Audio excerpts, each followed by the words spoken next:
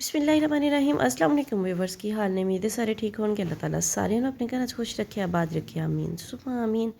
जी viewers अज बनावांगे strawberry का milk shake जिहड़ा कि बहुत ही मज़े का लगता वा तो बहुत ही हेल्दी रेसिपी आ। चलो देखते हैं आप इन्हू किस तरह बनाया। सब तो पहले ज़रूरत के मुताबिक दूध लै लेना वा। जिन्ना तुसीं दूध लेना वा उस हिसाब के नाल तुसीं स्ट्रॉबेरी लै लेनी है। अमूमन एक पाओ दूध दे विच 100 ग्राम स्ट्रॉबेरी जिहड़ी आ काफ़ी हुंदी आ।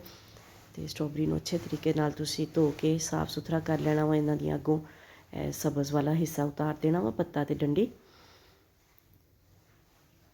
जिहड़ी भी चीज़ फ्रूट वगैरह कोई भी तुसी बच्चों वास्ते लैके आंदे हो घर उन्होंने साफ सुथरा करके अच्छे तरीके दे नाल ते फिर उन्होंने इस्तेमाल करिया करो।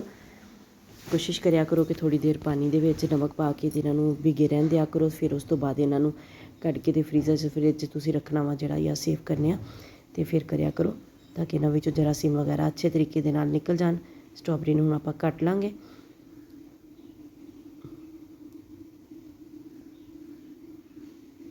दूध शामिल कर दिता वा बर्तन दे विच ते स्ट्रॉबेरी शामिल करांगे। दूध नूं पहले बॉयल कर लेना वा। तुसीं कच्चे दूध का बिल्कुल इस्तेमाल नहीं करना। चीनी शामिल करांगे, टेस्ट के अकॉर्डिंग तुसीं शामिल कर लियो। ते थोड़ी जी इहदे विच आपां मलाई शामिल करांगे ताकि थोड़ा जिहा रिच जिहा टेस्ट आवे। दूध थोड़ा जिहा कम लग रहा सी, थोड़ा जिहा होर शामिल कर लिया तो ब्लेंड कर लांगे अच्छे तरीके नाल। तुहानूं वीडियो चंगी लगे तो लाइक तो शेयर जरूर करिया जे।